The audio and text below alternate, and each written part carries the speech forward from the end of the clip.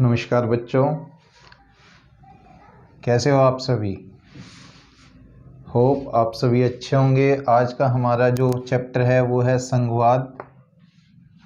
संघवाद जैसा कि आप 10th क्लास में ही पढ़ चुके होंगे कि संघवाद क्या है। संघवाद क्या है? एक शासन का रूप है। आपने 10th क्लास में पढ़ा भी होगा। सेकंड चैप्टर ही था लोकतांत्रिक राजनीति का संघवाद। यहाँ हम 11th क्लास में इसको थोड़ा सा और विस्तृत रूप में पढ़ेंगे कि संघवाद क्या है। संघवाद को जानने से पहले हम क्या है, इससे संबंधित जो चीजें हैं उनको जान लेते हैं। इससे पहले क्या है, एकात्मक को जानना जरूरी है। एकात्मक, जैसा कि नाम से ही हमें पता लग रहा है, एकात्मक मतलब कि ऐसी सरकार जिसमें सभी शक्तियां क्या होंगी, किसी एक व्यक्ति के हाथ में केंद्रित होगी, कि एक समूह के हाथ में केंद्रित हो सकती है, उसको हम क्या बोलते हैं, एकात्मक।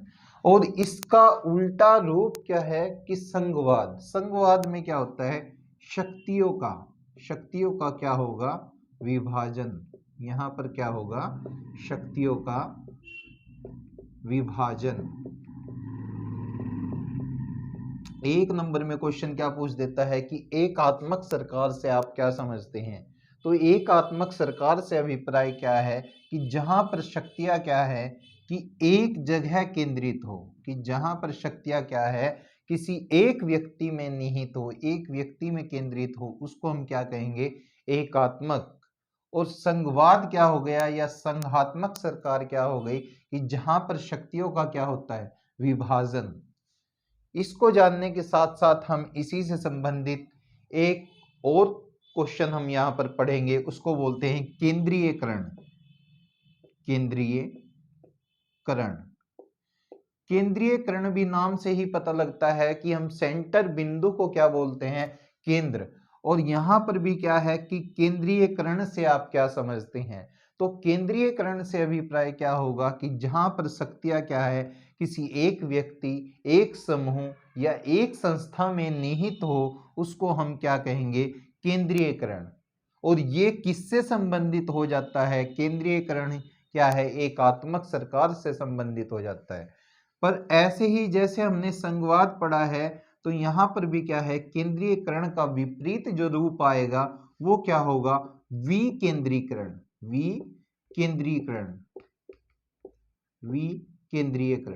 विकेंद्रीकरण से क्या अभिप्राय है कि यहां पर हमने देखा कि शक्तियां जब क्या होती है, एक जगह केंद्रित हो, उसको हम केंद्रीयकरण कहेंगे।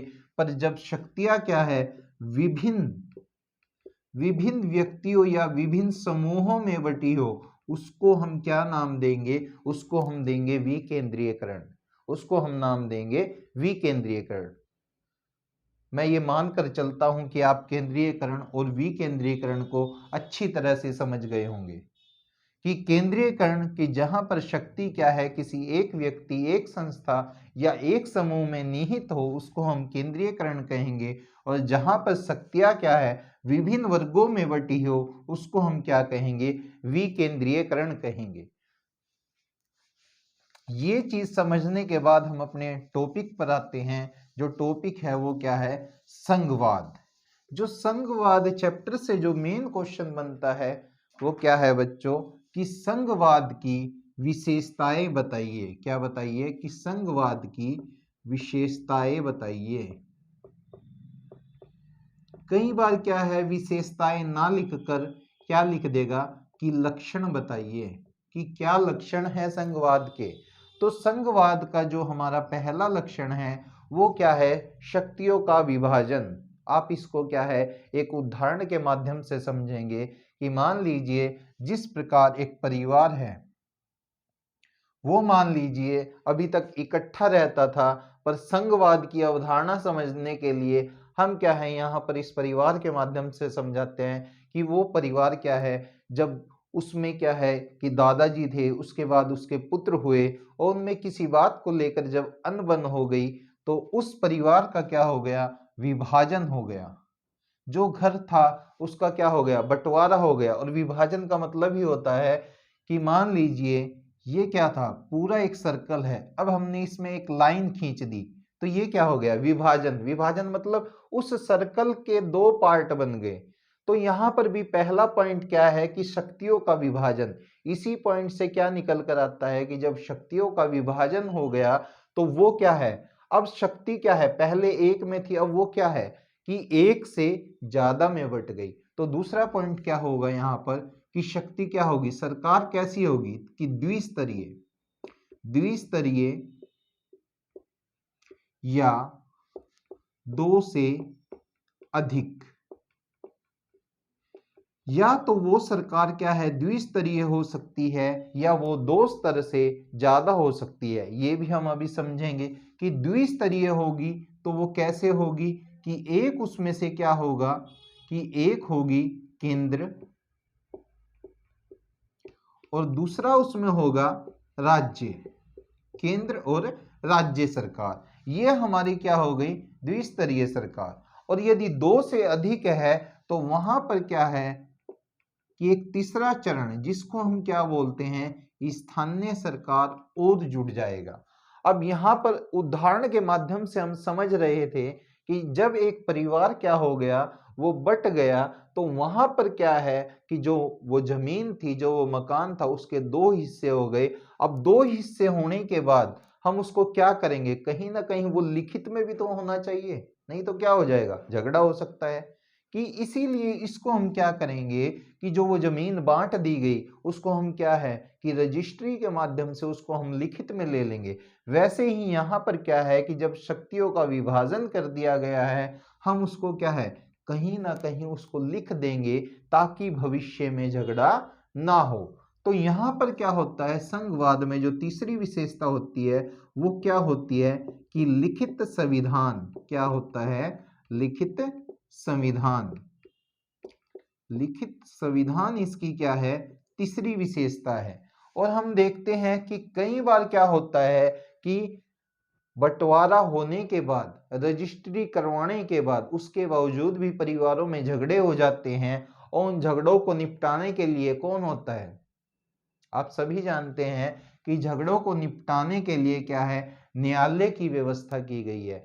ऐसे ही यहाँ पर भी यदि क्या है, लिखित संविधान होने के बावजूद भी शक्तियों के बंटवारे को लेकर यदि झगड़ा हो जाए तो उसको निपटाने के लिए क्या होगी, स्वतंत्र न्यायपालिका।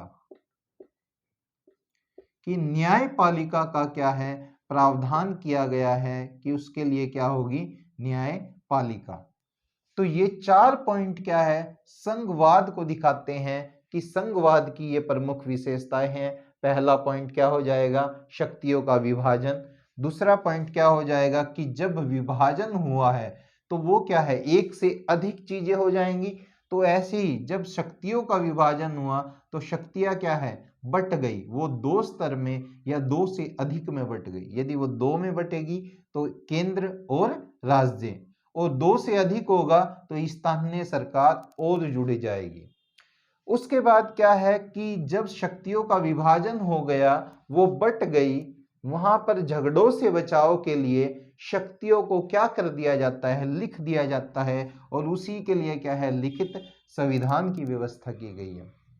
लिखित संविधान होने के बावजूद भी, जैसा इस उदाहरण के माध्यम से हमने देखा था कि वहां पर उस परिवार में झगड़ा हो सकता है तो वहां न्यायपालिका की व्यवस्था है, वैसे ही क्या है कि लिखित संविधान होने के बावजूद फिर भी इनमें झगड़ा हो जाए तो उस झगड़े के निपटारे के लिए क्या है, स्वतंत्र न्यायपालिका है। अब क्वेश्चन ये आता है कि क्या भारत में